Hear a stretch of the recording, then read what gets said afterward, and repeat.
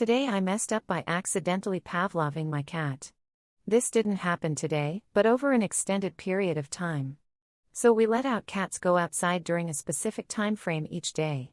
We just crack the window for them so they can simply jump in and out as they please. Of course, they want to go outside at other times too, but we simply ignore them. One of the cats can drop the smelliest dumps and we sometimes have to open up the window just to be able to breathe. He must have picked up on this ritual, because now every time he wants to out, and we ignore him, he will just walk over to his litter box and drop a nuke in there. He must know that we will have to open up the window to survive and he can have his outside freedom. Too long. Didn't read. My cat now drops the nastiest deuces, because he knows we will have to open the window and he can go outside.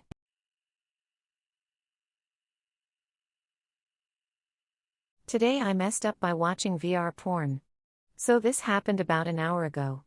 I am a 16-year-old male who decided to give virtual reality porn a go. Highly recommend. It was late at night, I was bored, and I thought that my family members were sleeping. So with some research I set up some virtual reality porn. The orientation of the video was making it so that I was facing my door. I tried to fix it but I eventually gave up. I had just finished and had a massive load all over my hand, dick, and right on the carpet in front of me. I was sitting pretty close to my door, and right after I had busted a fat one, my older sister walks in. She takes one step in my room and simultaneously steps in my cum, barefoot, while realizing what I was doing, and turns around super quickly with a shocked and disgusted face. I haven't talked to her since and my plan is just to act like nothing happened. Too long. Didn't read.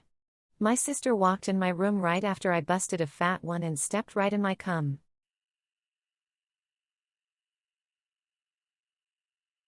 Today I messed up by getting us kicked out of our delivery room while my wife was giving birth. This all starts after we check into our room at the hospital for my wife's induction last week. The rooms are newly renovated with cool furniture and a big television to help make the whole birthing process more comfortable. Now the bathrooms seem to work as normal, nothing out of the ordinary. Wife used it just fine. I took a pee in it, flushed and washed my hands and didn't think anything of it. Wife used it again shortly after and told me I forgot to flush. I was sure I did, but you don't argue with the boss. Just said sorry and went on with the whole labor thing. It was now late evening and wife is having some real contractions.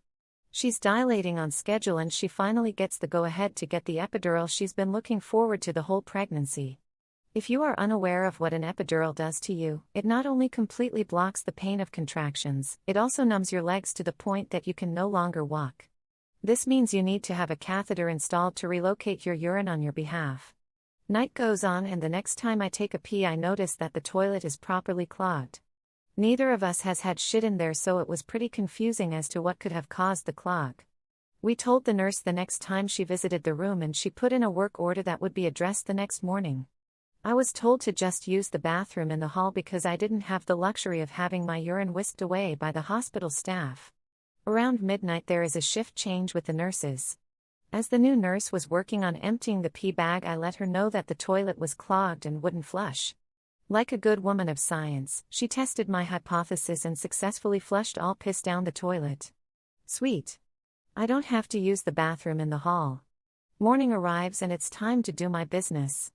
I still don't trust the toilet 100%, so I split my work into 2 shifts. I drain the main vein first and flush the toilet. It all goes down perfect, all is well.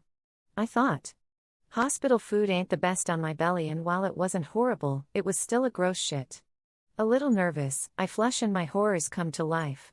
That nasty soup climbs almost to the lip of the bowl and stops. I want to just die, but being in a hospital, they would find me quickly with my dirty deed and clear view. I panic alone in the bathroom for 20 minutes watching the toilet drain agonizingly slow. It reaches to a point where I am confident another good flush will do the trick. Nope. This is when I hear the nurse come in and I have to face the consequences. I place a paper towel over the seat to make myself feel better and sheepishly let the nurse know the horrors that await the maintenance team whenever they arrive. 5 minutes later, this poor maintenance man has his whole day ruined. God only knows the look on his face when he lifted that cute little paper towel covering my war crimes. An hour goes by with this guy coming in and out with progressively larger equipment. Plunger, snake, bigger snake, drills. I don't know at this point. He tells us that he'll be working on this for a while. This is when a team of nurses lets us know we have to change rooms because I'm a stupid idiot who can't crap in the goddamn hallway bathroom like I was told. Luckily the new room, so my walk of shame was short-lived. A few hours later, my wife gave birth to my perfect little son and I could still hear them working on the bathroom next door. Hopefully that doesn't end up on our hospital bill. Too long. Didn't read. Trusted a particularly untrustworthy toilet during the most important time of my life so far. Nasty crap clogged the toilet and ended up having our rooms moved while my wife was giving birth.